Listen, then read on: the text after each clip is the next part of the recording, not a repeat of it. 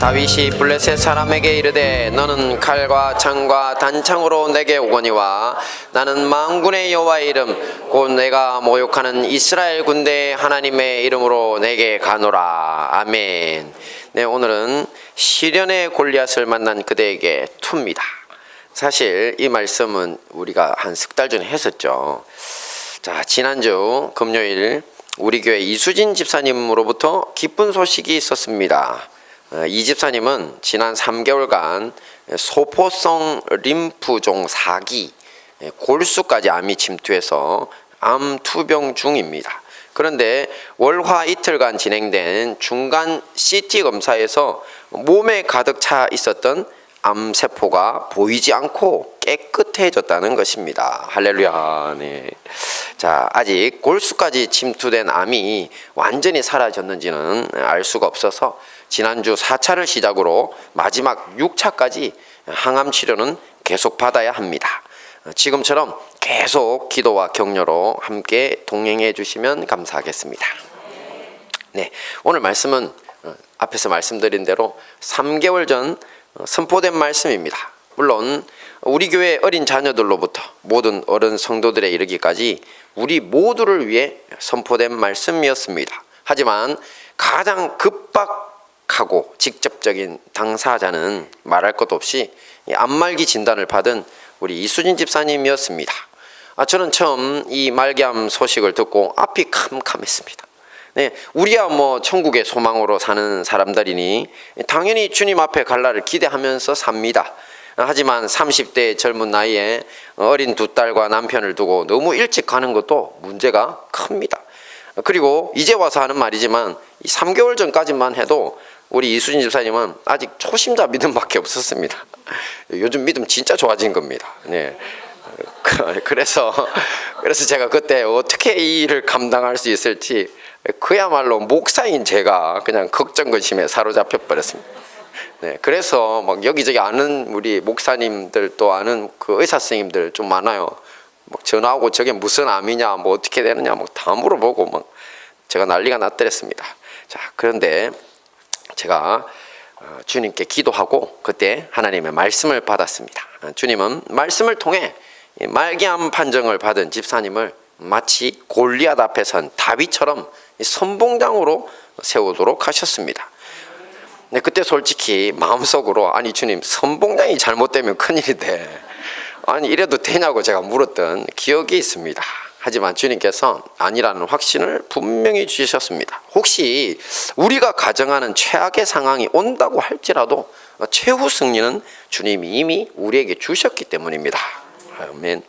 네, 이런 상황 속에서 오늘 다시 그때 주신 말씀을 상고해 보는 것은 큰 의미가 있습니다. 비록 중간 검사에서 이처럼 좋은 소식이 있었지만 앞으로 2차례의 어려운 항암 치료가 남아 있기 때문입니다. 그리고 이런 무서운 암과 같은 시련만 지나고 나면 행복한 날만 기다리고 있을 것 같은데 절대 그렇지는 않습니다.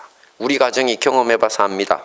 저의 집사람 별명을 제가 불사조라고 붙였습니다. 94일생이라고 세상에 그 뇌출혈 후에 수술로 살아났으면 그걸로 끝을 봐야 되는데 무려 다 합해서 한 9번 정도 죽음의 문턱에서 돌아왔습니다. 그래서 제가 94일생 했으니까 불사조라고 제가 부릅니다.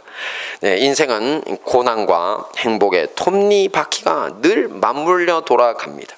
우리는 가난을 정복하고서야 비로소 쉴 수 있습니다. 그러므로 오늘 말씀을 통해 다시 한번 자기 자신을 돌아보시고 혹시 부족한 부분이 있다면 다시 채워 다윗처럼 모든 인생의 역경을 이겨내고 승리하는 은혜를 얻으시기 바랍니다. 자, 먼저 보겠습니다. 시작. 나는 선봉장이다. 네, 이것은 우리의 인생에서 만나게 되는 골리앗과 같은 엄청난 질병과 문제 상황에 대한 우리의 자세입니다. 고대 전쟁에서는요, 전투를 치르는 양쪽 군대에서 선봉장들이 한 명씩 먼저 나와서 1대1로 승부를 가리고 그 다음 군대 전체가 격돌하는 경우가 많았습니다. 자, 이런 장면은 삼국지나 중세 기사시대를 다룬 영화에서 자주 볼 수 있습니다. 이 선봉장들의 대결은 군의 사기와 직결됩니다. 우리 편 장군이 격투에 패배해서 죽임을 당하는 것을 보고 힘을 내기란 사실상 불가능하기 때문입니다. 그러니 말할 것도 없이 선봉장은 양측 군대에서 최고의 실력자들을 낼 수밖에 없습니다. 다윗과 골리앗 대결의 배경은 바로 다윗이 속한 이스라엘 나라와 또 그 국경을 접한 적대국인 블레셋과의 선봉장 대결이었던 것입니다. 블레셋 나라의 최고 실력자로서 선봉장에 나선 것이 바로 골리앗입니다. 골리앗의 면모를 보면 그는 오늘날의 키로 3m 내외의 거인 족속인 아낙 족속입니다. 또 거인 골리앗은요, 날마다 방패를 든 호위병을 앞에 두고 나왔습니다. 왜냐하면 자기가 저렇게 키가 커도 날아오는 화살이나 또 이제 투석은 방어를 못하니까 저 앞에 병사를 통해 가지고 그런 것들을 방어할 목적이었습니다. 자, 그는 청동으로 만든 노투구와 갑옷을 입고 갑옷의 무게만 오늘날 무게로 169kg입니다. 제가 아침에 제 몸무게 재어봤더니만 67kg 나왔습니다. 제가 한 3명 정도 돼야지 그 갑옷 무게고요. 또 긴 창과 창날의 무게만 23.5kg. 우리 민에 좀 되려나요? 그거보다 더 많이 나가나요?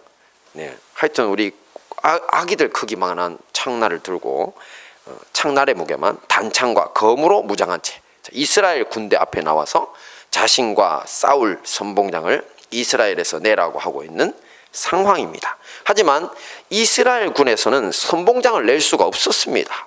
모두가 골리앗을 매우 두려워하고 있었습니다. 하지만 이대로 계속 골리앗을 방치하면 큰일입니다. 이스라엘 군대의 사기가 크게 떨어져 결국 전쟁에서 패할 수밖에 없기 때문입니다. 이때 등장한 것이 바로 다윗입니다. 드디어 골리앗을 대적할 이스라엘 사람들이 찾던 그 선봉장이 나타난 것입니다.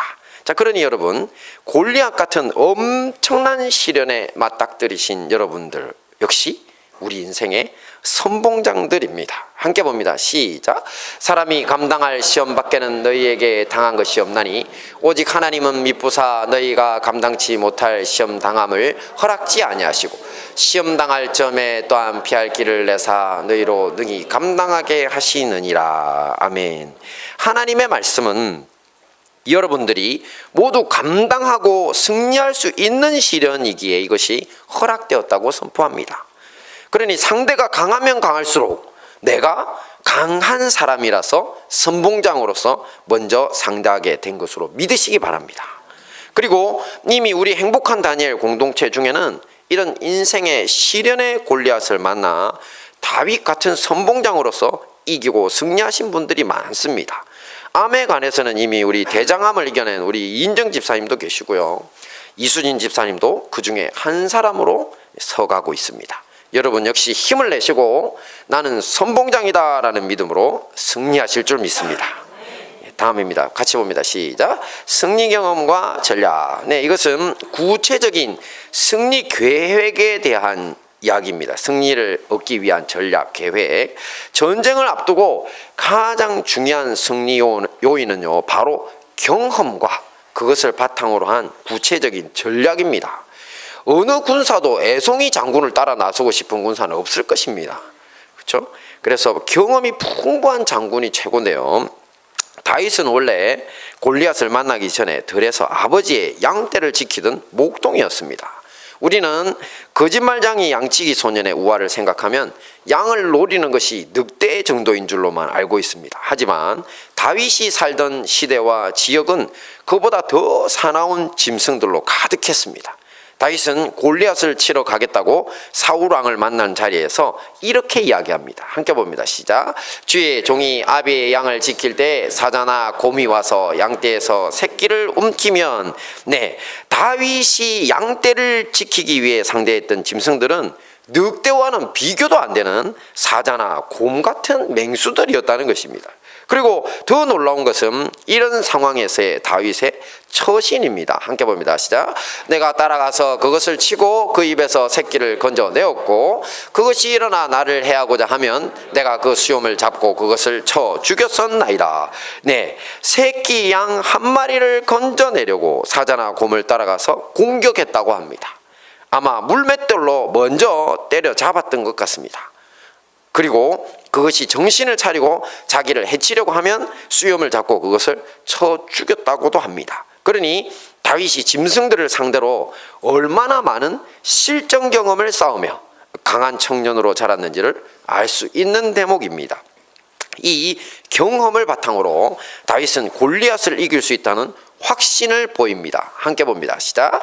주의 종이 사자와 곰도 쳤은즉 사시는 하나님의 군대를 모욕한 이 할례 없는 블레셋 사람이리까 그가 그 짐승의 하나와 같이 되리이다. 네, 다윗은 실전 경험을 바탕으로 작전 계획을 세웁니다. 골리앗과의 싸움에 나서기 전 시냇가로 가서 물매에 쓸 매끄러운 차돌 5개를 준비해 주머니에 넣습니다. 덩치 큰 골리앗을 상대하려고 넉넉히 준비했던 것 같습니다. 저 물매가 보면 가운데가 좀 넓죠. 그냥 긴 줄이고 그죠? 밧줄처럼 생겼죠. 근데 저기에 돌을 얹어 가지고 돌립니다. 이렇게 빙빙 돌려요. 제가 내셔널 지오그래픽에서 물매로 늑대 잡는 걸 한번 봤습니다. 저게 그냥 던지면 돌을 그냥 탁 던지면 돌도 되게 아프고 세잖아요, 그죠? 근데 저걸 뱅뱅 돌리면 무슨 lực 이 생긴다? 네, 원심력이 생깁니다. 원을 돌릴 때 원 밖으로 튀어나가려고 하는 물리적인 힘이 있는데 똑똑하네, 원심력도 알고 우리 애기들이. 네. 이 원심력으로 뱅뱅뱅뱅 돌려가지고 딱 타겟을 잡아서 탁 던지면 어마어마한 힘으로 나갑니다. 그래서 그냥 늑대가 콱 꼬꾸러지더라고요. 그러니까 저런 것을 가지고 이제 사자도 잡고 곰도 잡았다고 돌을 5개나 준비해서 지금 이제 블레셋의 장수 골리앗을 상대하러 나갔습니다. 그리고 막대기를 들고 골리앗 앞에 섭니다. 자, 이때 재밌는 것은 거인 장군 골리앗의 반응입니다. 함께 봅니다. 시작. 블레셋 사람이 다윗에게 이르되 네가 나를 개로 여기고 막대기를 가지고 내게 나왔느냐 하고 그 신들의 이름으로 다윗을 저주하고, 네, 앞에서 보신 대로 골리앗은 지금 청동 갑옷과 온갖 무기 또 그의 앞을 지키는 방패를 든 호위 병사 등 중무장 상태입니다. 자, 그런데 골리앗이 보기에 지금 다윗은 막대기만 들고 서 있습니다. 물매도 아직 재우지도 않았어요. 주머니에다 감춰놓고 막대기만 들고 딱 서 있습니다. 자, 저도 처음에는 물매만 들고 가면 되지 막대기를 다윗이 어디에 쓰려고 했는지 궁금했습니다. 이후에 골리앗을 물리칠 때도 물매만 썼지 이 막대기를 썼다는 얘기는 없습니다. 제가 생각할 때 이 물매 돌릴 때 막대기 버리고 달려간 것 같아요. 그래야지 잘 뛰어지거든요. 자, 그런데 자세히 보니 골리앗이 막대기 때문에 흥분합니다. 그죠? 네, 칼이나 창을 들고 나와도 모자란 판에 막대기를 들고 나오다니, 네가 진짜 나를 개로 여기고 몽둥이로 쫓아버리려고 하냐며 이 분노가 극에 달합니다. 그리고는 다윗을 향해 먼저 앞으로 나오는 실수를 저지르고 맙니다. 실전에서 가장 중요한 것은 평정심입니다. 마음이 평안해야 됩니다. 이 평정심을 잃게 되면요, 서두르다가 치명적인 실수를 저지르게 되는데 이때 골리앗이 이런 실수를 하고 만 것입니다. 이 실수 때문에 앞에서 날아오는 화살이나 투석을 막으려고 서 있던 방패를 든 호위 병사가 보이지 않습니다. 골리앗이 옆으로 비키라고 하고 열받아서 튀어 나왔기 때문입니다. 그러니 날아오는 다윗의 물맷돌을 1차적으로 막아줄 방어막이 없어져 버리는 결과를 만듭니다. 바로 다윗의 치밀한 심리전의 결과입니다. 그리고 앞으로 나오는 육중한 골리앗을 향해 다윗은 쏜살같이 달려가면서 물매를 던져 그 이마에 적중시켜 버립니다. 양의 새끼를 물고 엄청난 속도로 달려 도망가던 사자나 곰과 비교하면 골리앗은 그야말로 그냥 서 있는 표적 정도로밖에 보이지 않습니다. 준비한 5개 돌을 다 쓸 것도 없이 단 1개로 게임이 끝이 나고 맙니다. 이것이 바로 실전 경험을 통한 철저한 계획의 능력입니다. 다윗은 골리앗을 만나기 전에 이미 용기와 지혜와 실전력을 겸비한 용사였던 것입니다. 우리도 마찬가지입니다. 큰 적을 상대하기 위해서는요, 먼저 작은 적을 이기고 다 다양한 경험을 쌓으면요, 또 그보다 더 큰 적을 상대해 봐야 합니다. 그래야 최종 승리자가 될 수 있습니다. 영적으로도 마찬가지입니다. 우리의 일상에서 겪는 소소한 유혹과 직접적인 공격 등 이 사탄 마귀의 공격에 신중하게 대응해서 이겨내는 습관을 길러야 합니다. 자꾸 유혹에 져가지고 안 해야지 하는 거 계속 반복하면 안 됩니다. 그럼 맨날 그 개하고만 놀아야 됩니다. 늘 유혹에 지고 이 혈기에 지면서 살면 큰 영적 전쟁을 승리할 수 없다는 것입니다. 그리고 대인관계에 있어서도요, 전략과 승리의 경험이 반드시 필요합니다. 지난 연말 제가 부부 세미나에서 말씀드린 것처럼 누군가의 허물이 보이면 일단 비난부터 해봐야 됩니까? 아니죠. 뭐 어떻게 하라고 했습니까? 근데 약간의 불평과 요청을 하라 그랬죠. 굉장히 중요합니다. 그냥 비난만 하시던 분이 약간만 불평하고 그냥 이렇게 해달라 말하면 이 분위기가 확실히 다르다는 걸 경험해 보셔야 됩니다. 그리고 경멸하지 말고 존중하라고 했습니다. 이런 것들이 다 대인관계 전략이고, 이렇게 얻은 작은 승리로부터 시작하면요, 우리는 누구와의 관계에서도 원만한 관계를 이룰 수 있습니다. 또 건강을 되찾기 위한 전쟁도 마찬가지입니다. 치료 계획과 운동 계획을 세우고 나쁜 생활 습관을 버려야 합니다. 충분히 물도 마셔야 되고요. 또 깊은 잠을 자기 위해 과도한 스마트폰, TV 시청하면 안 됩니다. 또 커피 많이 마셔서도 안 되고요. 그리고 무엇보다 주님을 의지해서 심적인 마음의 안정에 힘을 쏟아야 합니다. 문제 앞에서 마음이 흔들리고 무너지면 아까 누구처럼 됩니까? 골리앗처럼 됩니다. 골리앗처럼. 네, 다윗의 심리전에 흔들려 망해버린 골리앗처럼 돼서는 안 되겠죠. 그러니 이렇게 흔들리고 요동하는 것은 우리의 심리전에 걸린 원수 사탄 마귀여야 합니다. 할렐루야.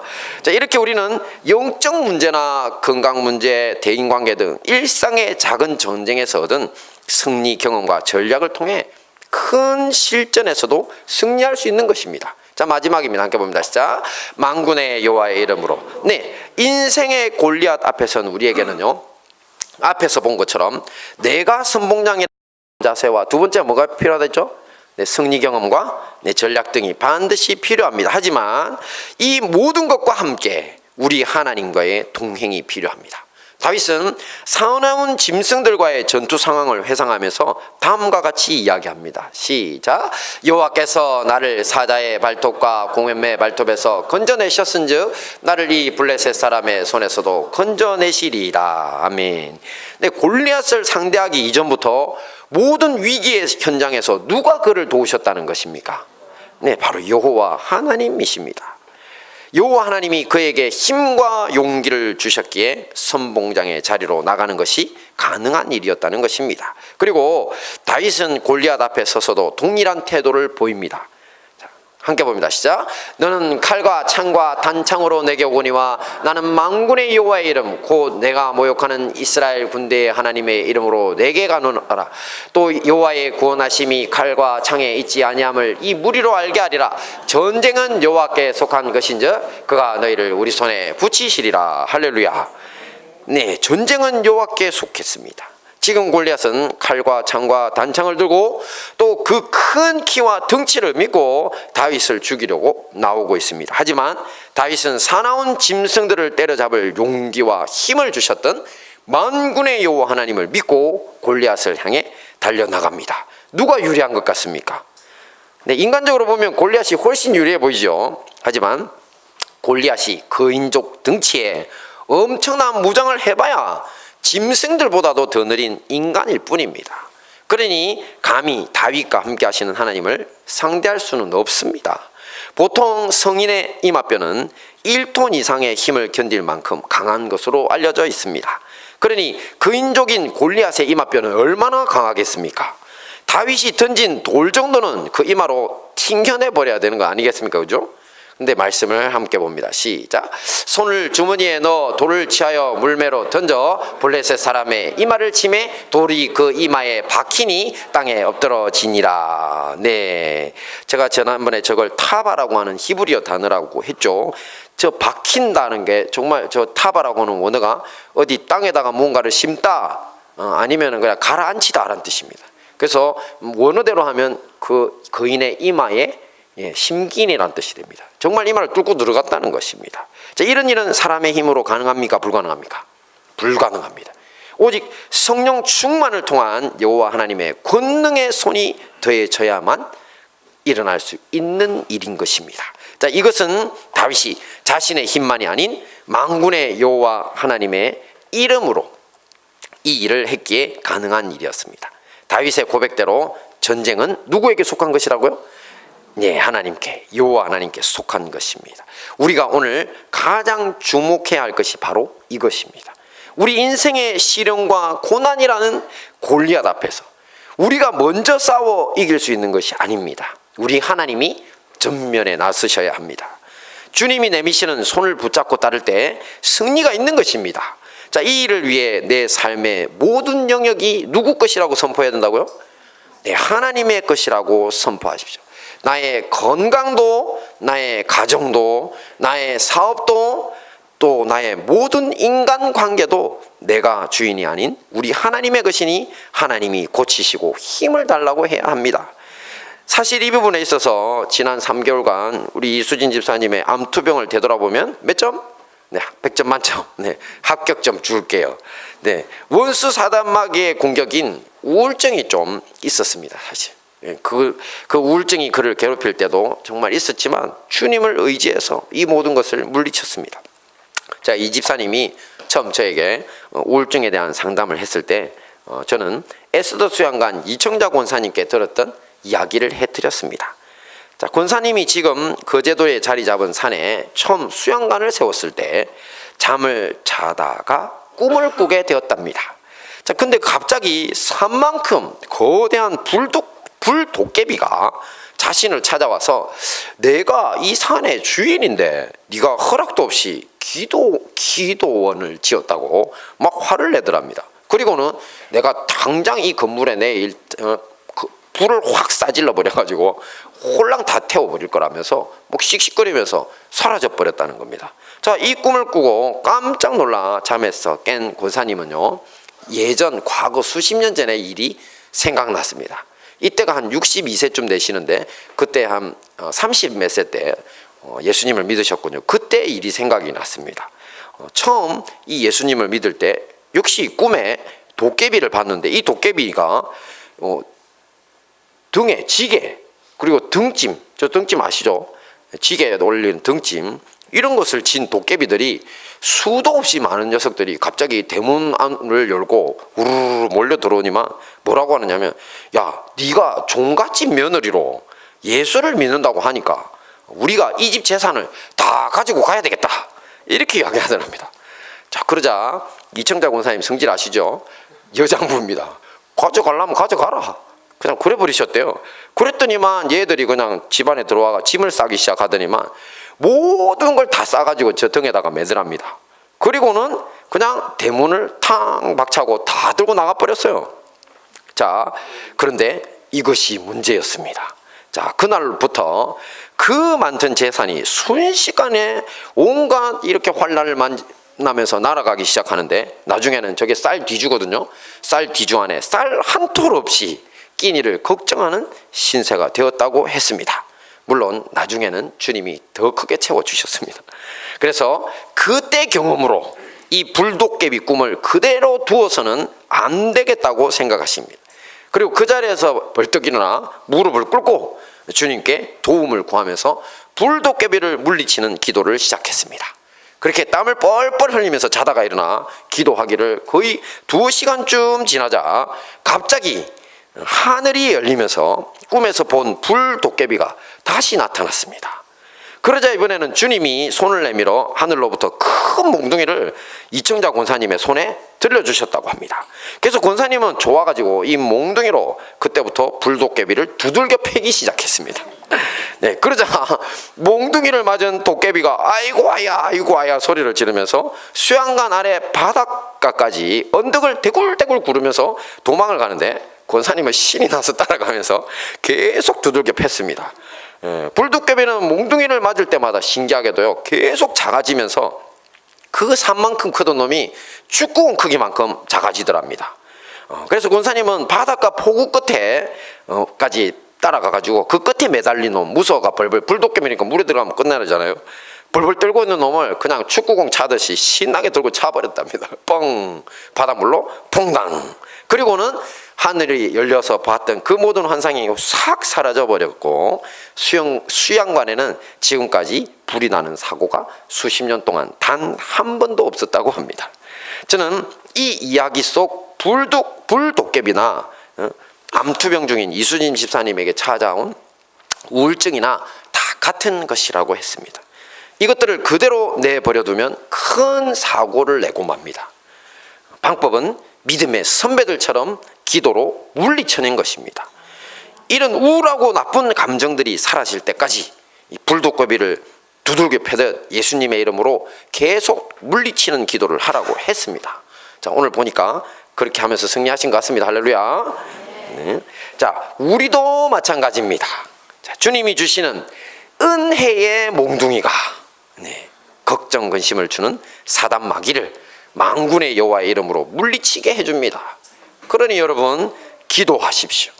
우리 개인의 기도 시간과 더불어 특별히 수요 찬양 기도회를 놓치지 않으려고 노력하셔야 합니다. 혼자만 기도하다 보면요 타성해졌고요. 또 어떤 데 잘못되면 우리 공동체와 상관없는 이상한 사람들과 어울리게 됩니다. 그렇게 되면 말씀의 방향을 놓쳐서 기도하게 되기 때문에 헛된 교만과 허영심만 납니다. 그래서 기도 많이 하긴 해야 되는데 말씀의 중심, 진리의 중심 안에서 기도 많이 해야 됩니다. 안 그러면 금방 뭐 맞는다고요? 헛된 교만과 허영심만 납니다. 주님께 맨날 그런 거 달라 그러고 나는 기도하는 사람이라고 목이 뻣뻣하기 이럴 데 없는 사람이 됩니다. 그런 거 조심하시라고요. 자, 말씀을 정리하겠습니다. 시련의 골리앗을 이기기 위해 다윗의 승리의 비법 3가지. 처음 뭐였죠? 나는 선봉장이다. 두 번째는요 승리 경험과 전략. 마지막은요 만군의 여호와의 이름으로 예수님의 이름으로 악한 것들을 물리치면서 나가면 됩니다. 이 모든 말씀으로 인생의 시련을 넘어 승리로서 하나님께 영광 돌리는 우리 행복한 다니엘 교회와 형제교회 성도님들 되시기를 축원합니다. 아멘.